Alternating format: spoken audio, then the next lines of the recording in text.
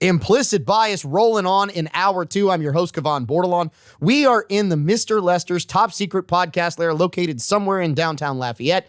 We are sampling more weekly whiskeys. We are solving more problems of the world. And we are continuing conversations from hour 1 that we just didn't have time to completely wrap up like Dexter would a fully butchered body and dump into a bay somewhere. So we're going to try and put a bow on it like that, which actually kind of ties us back into the assassination story, because that story apparently has a big bow wrapped up on it. Nice package. Wait, what, Caleb? What? Alan's face. He was like, you said Dexter. So me growing up, I was thinking Dexter's Laboratory. Cartoon. wait, hold up. And I went, Dexter was Dexter's Laboratory. And oh yeah. how old are you? 29. Son of a gun. Yeah, no, we're talking like Dexter, like the Showtime series, Dexter the serial killer. Yeah, The one he's talking about, my kids watched, and we're talking about the guy who made hot dogs. Yeah. No. Sorry. Anyway, rabbit hole. It's okay. You've met some of the crew here. You probably saw Renee, Louisiana's only certified master tobacconist, sitting at the bar. He's there laughing. Renee, got a good cigar for us this week or this month. Want to tell us about the cigar of the month again real quick? Well, I mean, I forgot what we did last time.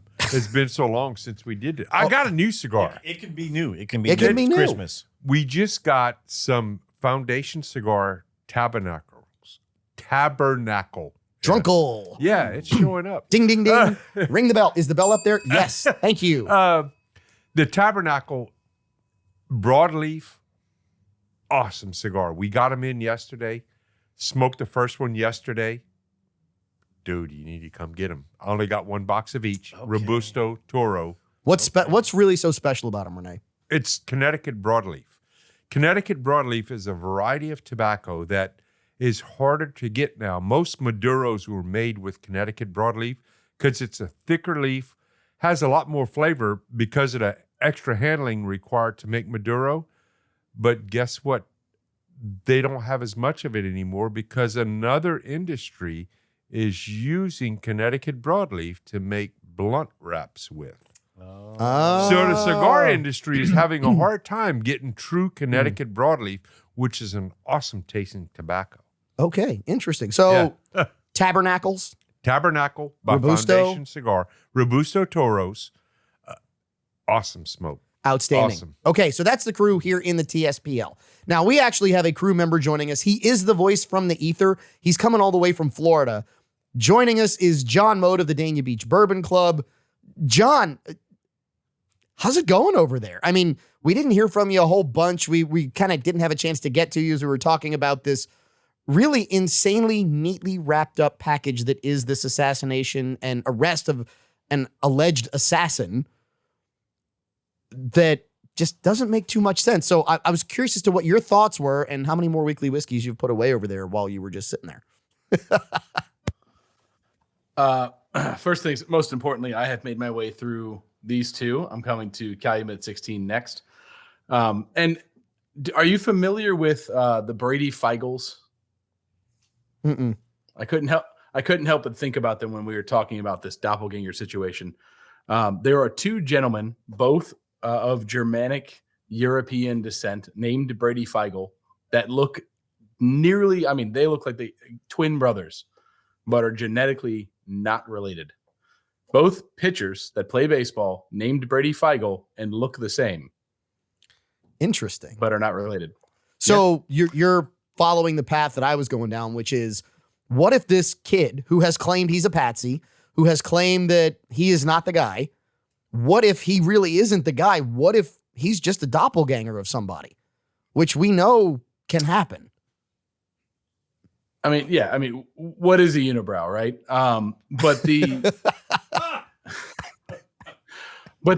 So I'm still not 100% sure where I fall on this whole thing. But what I will say is, if you have somebody who belongs to a billionaire family and they say, hey, listen, for the betterment of the family, you're going away. They grew up knowing there wasn't a choice there. And they grew up knowing the inevitability of the loss, just taking the L on this thing. Because the high society operates in a very different way. Yeah. It's all about protecting. Because the only thing that very, very powerful people are worried about more than anything else is losing power. Correct. It's about it goes back to the media conversation. The thing that the media is scared of is losing power. Wealthy people are worried about losing their wealth, which is their power. Caleb? So then that would go back to give them bread and give them circuses, right? And it would go back to the misdirection of information to maintain power, maintain control. I find the entire story disconcerting from this perspective. Number one, and let's start here, it's a terrible story that someone is dead. It really just is. Somebody lost their life, had kids, had a wife, had a family. I mean, somebody's dead. And it was murder. We don't condone murder. We fully believe St. Thomas Aquinas will the good of other for the sake of other. What is perhaps more disconcerting to me is that murder is never usually nice and neat. It's always messy. If it's a crime of passion, it's messy. Why is it a crime of passion? What made that happen? If it's not a crime of passion, it's messy. It just is. This is too neat. This has all been wrapped up. Oh, well, we now know why he did it. We have motive. We have the opportunity. We have the placement of this kid. We know so much more about this kid in a week than we still don't know about the kid who took pot shots at a presidential candidate on July 13th of this year. Think about that. Well, part of that reasoning is within 24 hours of that happening, he was cremated and all evidence was burned with him. And for some reason, that was the quickest and neatest and cleanest way for someone to tie up that bow. Well, and also we still don't know who left the little bag of cocaine in the most secure area in the damn world. Which brings us back to bread and circuses. Alan, you want to chime in on this one before we roll to another story? We had another attempted assassination too, the golf course incident. Correct. Haven't brought that up. So we haven't heard much from that gentleman, or he's not really a gentleman, honestly, after attempting that. What's going on there? He had a manifesto, I believe, where he tried to reach out to people and confirm some information, but then he went dark. You know what else we don't know about? And yeah, we've got all these things that we're not finding anything about them. And we should. I mean, let's face it. If you are the media, you have given us lots of information. The media hasn't given us jack. They've done nothing. Well, there's no follow-up.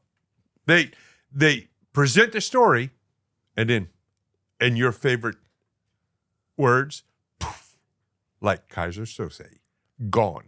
Never to talk about it again. What this reminds me of is that there's still another story that we need to know a lot about. And I actually think we probably know more than we realize. But now, officially, legally, Jay Zingity Zong is involved officially with the Puff Diddly Daddler. Because now Jay-Z has been named in a court filing, and this is the rough part. The rough part is Jay-Z has been named in the rape of a 13-year-old. And now this was in 2000, I think. Yes. This was to be fair, over 20 years ago. Over 20, but now listen to the part of it, right? So it goes into 2000, and this was a girl who was brought to the MTV Music Awards. So wait a minute.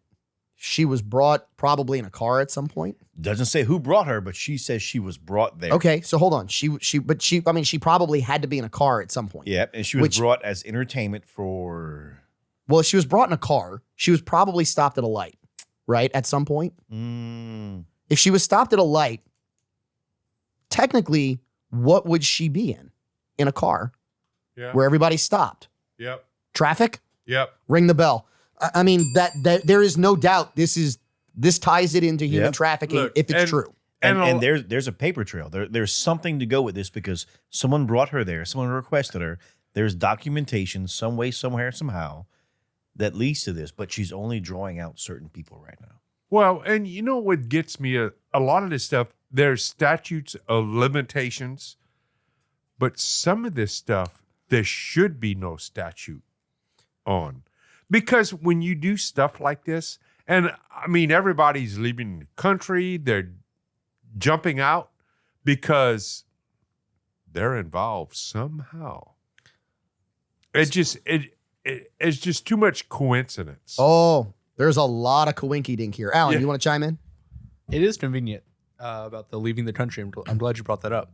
So when the election happened last time, or I guess 2 elections ago, we're going to leave the country if Trump is elected. They didn't. Now they are. But what is happening this time that wasn't happening the first time? The files and the accusations. You got the Epstein list, True. which they've said they're going to release, and you've got the pig dang dumbler and going that's on. possibly going somewhere, right? Now they're actually getting scared. So you're telling me that extradition might be something they're thinking about, or lack thereof? I was going to say lack of. Because they're smart enough to know, well, there's places we can go and get away from. Imagine all the people who are trying to run away to somewhere else who has no extradition. And then all the people who are like, my idol would never do this. And the heartbreak they're going to feel when they realize that those people, and Walker, I'm not going to say it, are just pieces of. Oh, Walker would have gotten it. He was You ready. might say On the you're ball. not going to say it, I said but I, I was fully prepared for you to say it. Yeah. I Walker. wanted to, like I held back. Walker, is that have we figured out the Walker secret? Have we figured out the Walker secret code, which is don't talk to Walker and he might actually do his job? Is that what it is? Okay, so back to the You want me to say it now? Want to make you feel better? Okay. Yeah. back to the Puff Dangler case and the Jay-Z there. Jay-Z has come out through a statement from his attorney and completely denied it all. Well, of course. He has denied it. Of course he's going to deny it. Well, I mean, he could have not said anything and pulled an Ellen and gone to Europe. I mean, I don't know. But he did come out and deny it. I love the tie-in, by the way, What? with the Ellen overseas leaving. Well, I mean, if you have an ankle bracelet long enough, please don't believe me. Just go look that up. That's a great rabbit hole to go down. Anyway, But UK's got extradition. they do. Yeah. For so now. that's not a smart move there. But it depends upon what they will extradite you Unless for. you go into Ecuador's embassy. Depends on what the charge is as well. Depends on if I also believe there is a capital charge versus just a straight prison sentence. So if it's a capital charge, the question becomes, will they extradite to a country with capital punishment? Yeah, Britain will not do that. So but is trafficking like that, is that a capital crime or just a felonious crime? well, okay, so you're talking about more than trafficking. You're talking about trafficking, rape. You're probably going to involve RICO in there somewhere, the Racketeering Influence Corrupt Organization That's not a Act. death sentence, I don't think. But you never know if these people are tied, because look, there are accusations that the Dangler killed his wife, Well, right? yeah, I mean, you now, got people dying of pneumonia all over the place. Well, if there's deaths involved, that could be a capital crime. John, was it you and I talking about pneumonia earlier today? Yes. That would be a no. Okay. No, but Let's just say there are some poisons that do present themselves as pneumonia in a certain type of autopsy. that definitely wasn't us. But I will say, Don't ask me Let's how call I it know the that. Just kidding. I'm here for you, Elizabeth. There is seemingly a common theme here over the last, let's call it 2 years of implicit bias. And I'm going to call it the ties that bind, right? You've got a slow unraveling of this power, allegedly, right? You've got 2 years? Trial 4. Interesting. Well, of the show. Yeah, I mean, yeah, it's true. But ever since, yeah, I guess, yeah, it's true. But the ties between Jay-Z and that Maria Abramovic girl. Oh, there's a big tie. And who is she Right? tied to? By the way, who did Jay-Z introduce at a big convention? And wasn't Maria's name in some kind of some leaked emails that may or may not have gotten on a private server? Of some kind Maybe that guy. No, maybe those that were guy was deleted. hiding in Great Britain in the Ecuadorian embassy. Yeah, it's almost like there's a couple people that are just woven through this whole web that all of a sudden their names are very public and it's uncomfortable for people. So, John, I love that you brought this up because the video that actually popped up, I had it queued up. We didn't get a chance to dump it to run it in the show. Please don't believe me. Please go look this up. But there's great video of Jay-Z introducing, in his words, the next president of the United States, Hillary Clinton, who is in with, by the way, John Podesta, her campaign manager at the time. You've got the Obamas linked into Mariana Abramovic. I mean, you've got all these people, and there's President plenty of Zelensky. video. Yeah, there's plenty of video of all of these people tied to that particular woman. And if you really Google that woman, and please, again, don't take my word for it, Google Mariana Abramovic spirit cooking. Just be careful. Don't do it on a work computer because it's sick, disgusting, terrible stuff. But these people are out there. And it really is a deep rabbit hole as to what they will do. How about this? How about what they won't do? Because there's pretty much nothing they won't do, which means they'll do anything. Which might mean why you got people jumping out of the country. Well, and look, evil, like Satan wants to corrupt. He wants to control every part of your life. He wants to infect everything you have. And they say the deceiver lurks around like a hungry lion because he's looking for prey. And many of these people separate themselves, they lose their faith, and they allow themselves to be weak by their loneliness. And that's where we can start going into the depravity of what can be an evil mind.